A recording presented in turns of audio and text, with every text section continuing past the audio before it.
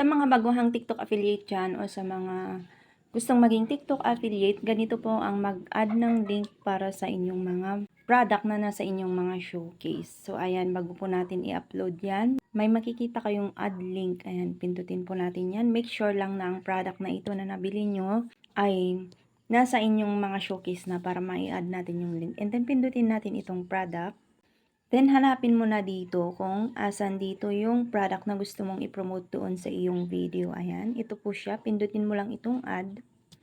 Pindutin ang add ulit. At ayan dito sa baba, makikita mo dyan yung pangalan ng long sleeve polo na yan. Ang ginagawa naman ng iba dito, pwede mo namang ilagay na dito mabibili para mapansin yan ng mga viewers mo. Ayan, pagkatapos mong ilagay ang kanyang product name, pindutin mo na itong add.